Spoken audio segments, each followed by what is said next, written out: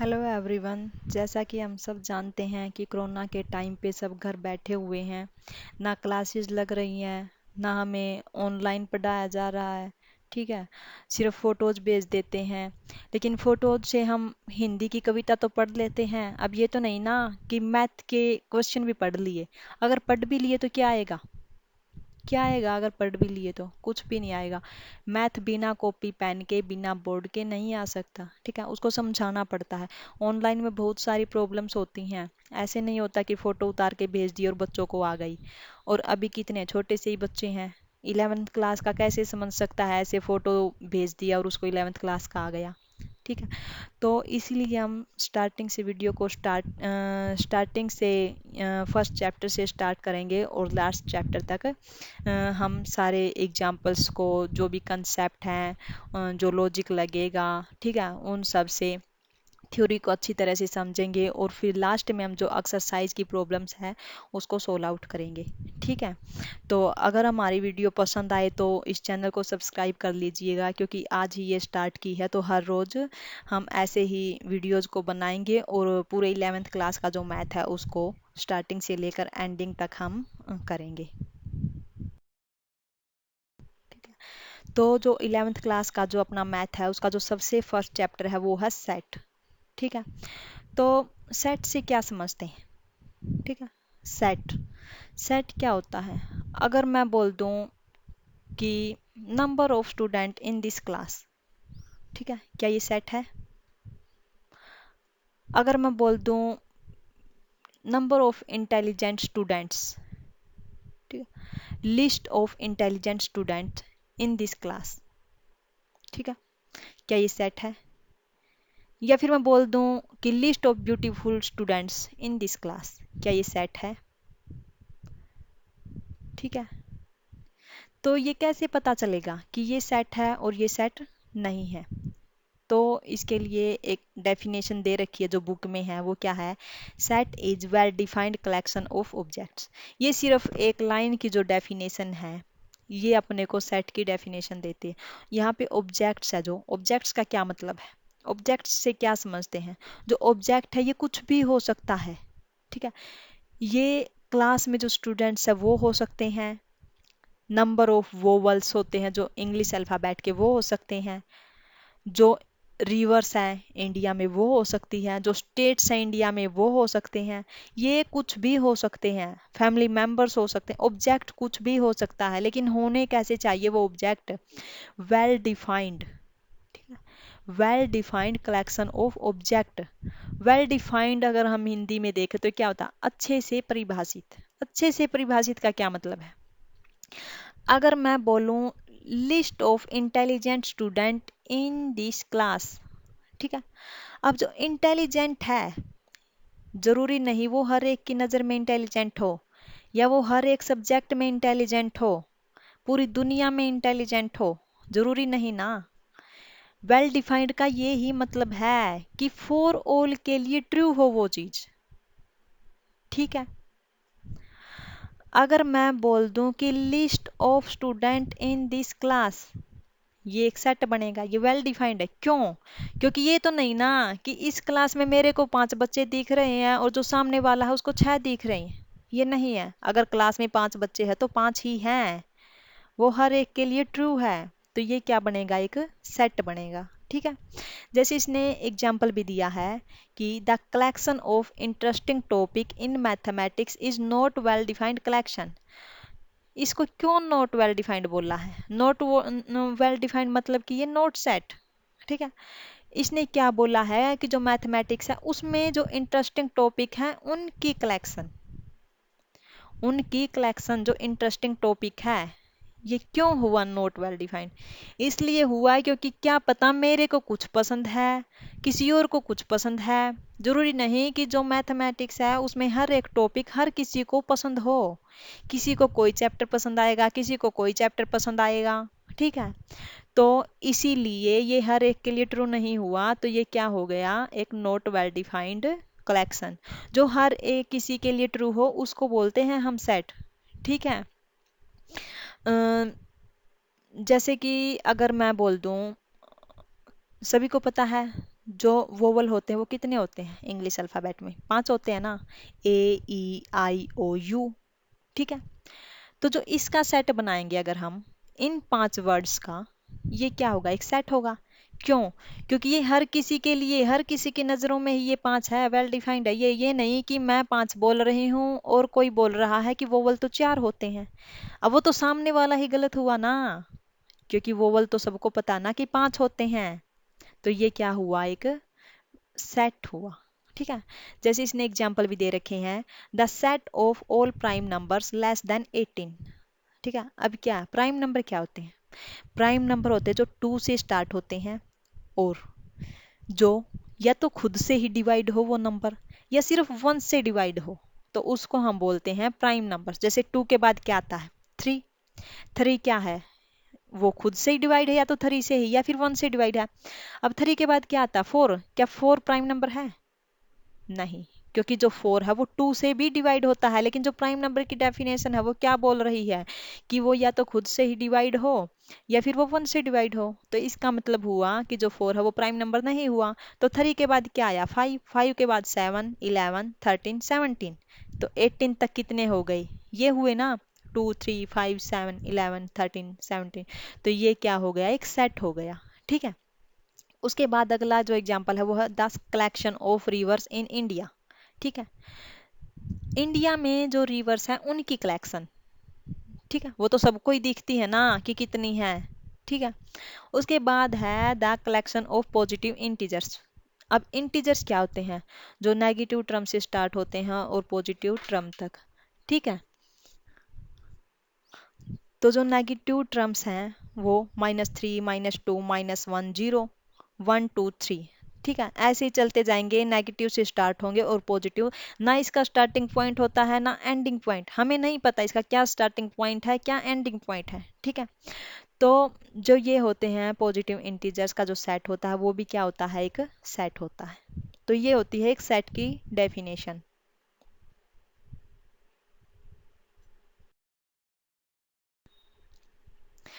उसके बाद है, जो सेट होता है उसको हम 2 वेज से एक्सप्रेस कर सकते हैं। ठीक है, यानी कि हम जो सेट को जो लिखने का तरीका होता है, ठीक है, उसको कितने वे से लिख सकते हैं? तो उसके 2 वे है लिखने के। जो सबसे पहला वे है वो है टेबुलर और रोस्टर फॉर्म। ठीक है, अगर हमें एग्जाम में पूछा जाए कि कोई भी एक सेट दे रखा है और उसको बोला जाए कि इसको टेबुलर फॉर्म में या फिर रोस्टर फॉर्म में चेंज करो, तो कैसे करोगे? ये देखिए, in this form we list all the elements of the set separating them by means of commas and enclosing in curly bracket. ये क्या बोलता है कि जो भी एलिमेंट्स हमें दिए मिलेंगे उसको हम सेपरेट करेंगे कॉमाज के साथ, और करली ब्रैकेट के साथ उसको क्या कर देंगे? एनक्लोज कर देंगे। ठीक है, तो वो होती है अपनी टेबुलर फॉर्म, या फिर रोस्टर फॉर्म बोलते हैं इसको। ठीक है, अब देखिए एग्जाम्पल से आप आसानी से समझ पाएंगे। ये देखिए, इसने एक सेट लिया है और उस सेट के अंदर ये क्या बोल रहा है? If A is the set consisting of the prime numbers between 1 and 10। अभी बताया था प्राइम नंबर क्या होता है? जो 2 से स्टार्ट होता है और जो खुद से ही डिवाइड हो या फिर 1 से डिवाइड हो। 1 और 10 के बीच में कितने प्राइम नंबर है? 2, 3, 5, 7। ये सब बच्चे एक बार 1 से 10 तक लिखना और फिर देखना कौन कौन से इसमें प्राइम नंबर है। ठीक है, तो ऐसे आपको आसानी से पता चलेगा कि कौन कौन से प्राइम नंबर हैं। फिर देखना कि कौन कौन से हैं जो खुद से ही डिवाइड हो रहे हैं और जो 1 से ही डिवाइड हो रहे हैं, तो वो क्या है? प्राइम नंबर है। ठीक है, अब ये मत बोलना कि 1 भी तो है जो खुद से डिवाइड होता है और 1 से डिवाइड होता है। प्राइम नंबर की डेफिनेशन ही स्टार्ट यहाँ से होती है, जो 2 से स्टार्ट हो। 2 तो छोटा हो गया ना 1 से, तो उसकी तो बात ही नहीं करनी हमको, 2 से बड़ों की बात करनी है। ठीक है, तो जो ये बनाया है इसने, जो मेन हम फोकस करते हैं टेबुलर फॉर्म पे, ये क्या देखो, 2 के बाद कोमा, 3 के बाद कोमा, 5 के बाद कोमा, इसको सेपरेट कर लिया कोमाज के साथ और इसको क्लोज कर दिया करली ब्रैकेट के साथ। करली ब्रैकेट ये होती है जिसमें ये बंद कर रखा। ठीक है, अब दूसरी फॉर्म देखते हैं। दूसरी फॉर्म है सेट बुल्डर फॉर्म और रूल मेथड। ठीक है, ये क्या होती है, in this form instead of listing all elements of a set we write the set by some special properties. इसकी कुछ प्रॉपर्टीज होती हैं, उनके साथ हम इसको लिखते हैं। तो अब देख लेते हैं वो कौन सी प्रॉपर्टी है। देखिए, कोई भी सेट है, इसको कैसे लिखेंगे, कर्ली ब्रैकेट के साथ शुरू किया, ठीक है। एक्स, जो ये दो बिंदु होते हैं इसको हम क्या बोलते हैं, कॉलम, ठीक है, या फिर क्या बोलते हैं, सच दैट। हम जो मैथ में मतलब जो वर्ड यूज करेंगे वो सच दैट का ही सिंबल यूज करेंगे, ठीक है। X such that P x, ये पी एक्स क्या है, ये पी एक्स इधर हमें जब क्वेश्चन दिया मिलेगा, कोई भी कंडीशन दी मिलेंगी, यहाँ पे ये बोल सकता है x greater than equal to 2, x less than equal to 2, x belongs to natural number, x belongs to integer, कुछ भी बोलेगा। अगर हमें यहाँ पे पी एक्स की जगह पे लिखा होता x greater than equal to 2 and x belongs to natural number, तो यहाँ पे क्या मतलब था इसका, ये बोलना चाहता है कि वो सारे नेचुरल नंबर जो ग्रेटर देन इक्वल टू है 2 से, तो वो सारे आएंगे इसके अंदर, ठीक है। ये सेट बुल्डर फॉर्म में लिखने का एक फॉर्म होता है। अगर यहाँ पे लिखा होता कर्ली ब्रैकेट में 2 3 4 5 7 6 चलता जाता, ठीक है, तो यहाँ पे हम उसको कर्ली ब्रैकेट के अंदर ये सेट बुल्डर फॉर्म में कैसे लिखते हैं, यहाँ पे curly bracket x such that x greater than equal to 2 and x belongs to natural number, ठीक है। अब ये देखिए एग्जाम्पल दिया है इसने, a is equal to curly bracket x such that x is a vowel in English alphabet, ठीक है। अब इस सेट के अंदर क्या है, इंग्लिश अल्फाबेट है, ठीक है। कौन से वोवल हैं जो इंग्लिश अल्फाबेट में, वो है A E I O U, ठीक है। अगर हमने इस सेट के अंदर A E I O U लिख दिया कोमाज के साथ, तो वो कौन सी फॉर्म हो गई, टेबुलर फॉर्म, ठीक है। और अगर हम इसको इस फॉर्म में लिखते जैसे लिख रखा, तो ये हो गई अपनी सेट बुल्डर फॉर्म, ठीक है। तो ये है अपनी दो फॉर्म। जब भी हमें कोई भी क्वेश्चन दिया मिलेगा, वो या तो टेबुलर फॉर्म में ही मिलेगा या फिर वो सेट बुल्डर फॉर्म में ही मिलेगा, ठीक है। या फिर ओनली सिंपल लैंग्वेज में ही लिख रखा है, तो हमें चेंज करने को ही बोलेगा, वो टेबुलर फॉर्म में चेंज करो या फिर सेट बुल्डर फॉर्म में चेंज करो। उसके बाद आता है finite set and infinite set, ठीक है। अब देखो फाइनाइट सेट एंड इनफाइनाइट, जैसे नाम से ही पता चल रहा, फाइनाइट मतलब गिनित, गिनत, जिसकी हम गणना कर सके। इनफाइनाइट मतलब अनगिनत, जिसको हम गिन ही नहीं सकते कितने हैं, अनगिनत है, ठीक है।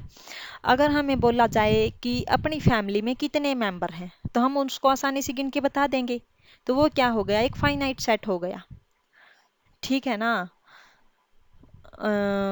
और इनफाइनाइट सेट मतलब कि जिसको हम गिन ही नहीं सकते, इम्पॉसिबल, ठीक है ना।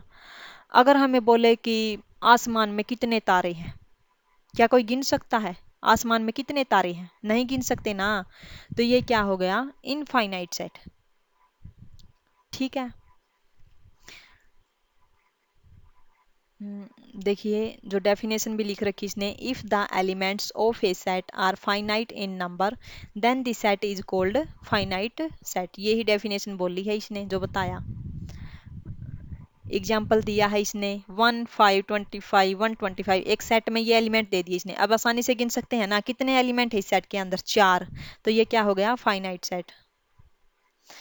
अब उसके बाद बोला है इसने the set of months in a year is a finite set, एक साल में कितने मंथ होते हैं, 12, आसानी से बता दिया ना, क्योंकि हम गिन सकते हैं कितने महीने होते हैं, 12 ही होते हैं ना, तो ये क्या हो गया, एक फाइनाइट सेट।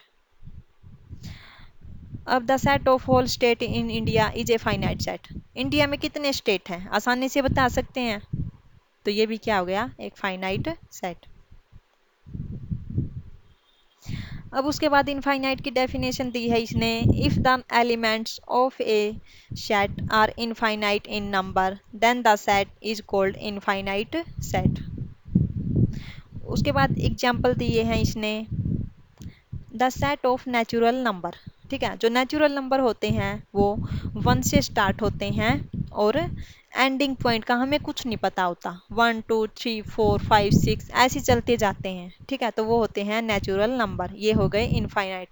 अगर हमको स्टार्टिंग पॉइंट एंडिंग पॉइंट हमें पता हो और सारे गिन सकते हैं, उसे ही हम फाइनाइट बोलते हैं, तो ये क्या हो गया, इनफाइनाइट। उसके बाद है होल नंबर्स। ठीक है, जो होल नंबर्स होते हैं और जो सेट ऑफ नेचुरल नंबर्स होते हैं उसमें सिर्फ एक ही डिफरेंस है। ठीक है, जो नेचुरल नंबर होते हैं वो 1 से स्टार्ट होते हैं और जो होल नंबर्स होते हैं वो 0 से स्टार्ट होते हैं। तो ये भी क्या हो गया, इनफाइनाइट। अब है सेट ऑफ इंटीजर। जो सेट ऑफ इंटीजर है ना, इसका तो हमें ना तो स्टार्टिंग पॉइंट पता ना हमें एंडिंग पॉइंट पता। कम से कम नेचुरल नंबर का स्टार्टिंग पॉइंट तो पता था और होल नंबर्स का भी स्टार्टिंग पॉइंट पता था। ठीक है, लेकिन इनमें तो कुछ भी नहीं पता। तो ये भी क्या हो गया, infinite set.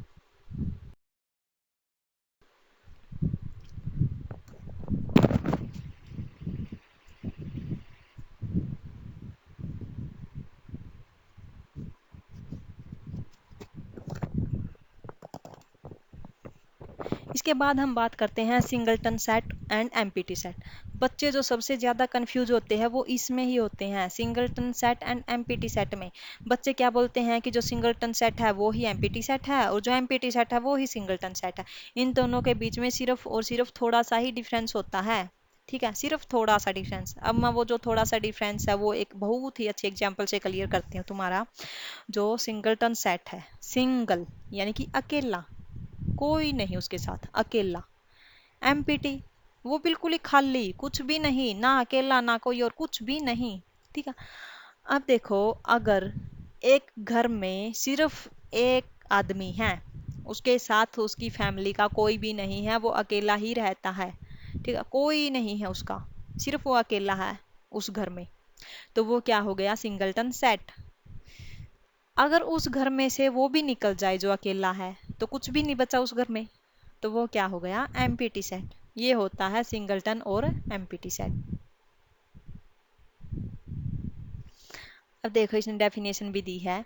A set consisting of one element only is called singleton set, thus this set. ये देखो करली ब्रैकेट के साथ इसने ये नोटेशन दी है इसकी। Is a singleton set in which the only element is a. इस सेट के अंदर सिर्फ क्या है, एक ही एलिमेंट है, वो ही जो बताया मैंने कि सिर्फ एक ही एलिमेंट हो।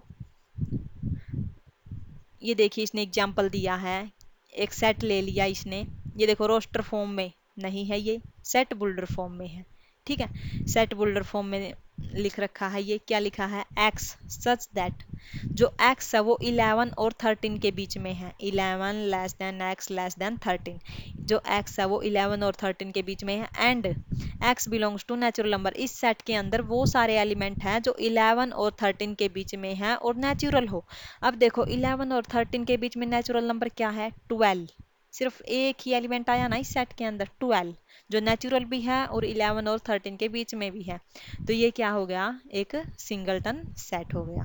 ठीक है, और अगर मैं बोलूं इधर, अगर मैं 13 की जगह 12 कर दूं और सारा का सारा ये सेम रखूं, 11 less than x less than 12, और x belongs to natural number कर दूं अगर मैं, तो ये क्या हो गया, तो एक भी एलिमेंट नहीं आया। 11 और 12 के बीच में कोई नेचुरल नंबर है, नहीं है, कोई भी नहीं है।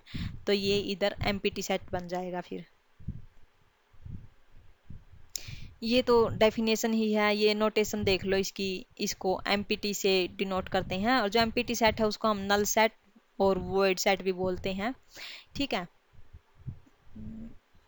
अब देखो एक अदर एग्जांपल दिया है इसने, x such that x is real and x square plus one. ये दो कंडीशन सेटिस्फाई करनी चाहिए, इसमें कौन सी एक्स आएंगे, जो रियल भी हो और एक्स स्क्वायर प्लस वन इसको भी सेटिस्फाई करता हो।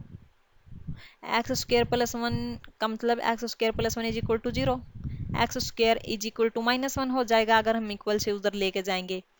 और x की क्या वैल्यू आ जाएंगी, आयोटा माइनस आयोटा। यहाँ पे अभी कॉम्प्लेक्स नंबर तुमको नहीं पता क्या होता है, तो एक अलग से मैं वीडियो बनाऊंगी, उसमें सिर्फ और सिर्फ रियल नंबर और कॉम्प्लेक्स का ही जिक्र करूंगी। अब सिर्फ इस एग्जांपल से इतना समझ लो कि जो रियल नंबर होते हैं वो कॉम्प्लेक्स में कंटेन करते हैं, लेकिन जो कॉम्प्लेक्स है वो रियल सेट में कंटेन नहीं करता। तो इसलिए यहाँ पे क्या आ गया, एक्स क्या आ गया, कॉम्प्लेक्स नंबर आ गया, आयोटा और माइनस आयोटा। लेकिन यहाँ पे ये क्या बोल रहा है कि एक्स रियल भी हो और एक्स इसको भी सेटिस्फाई करे, ऐसा तो नहीं हो सकता ना। तो ये क्या हो गया, एम्प्टी सेट आ गया।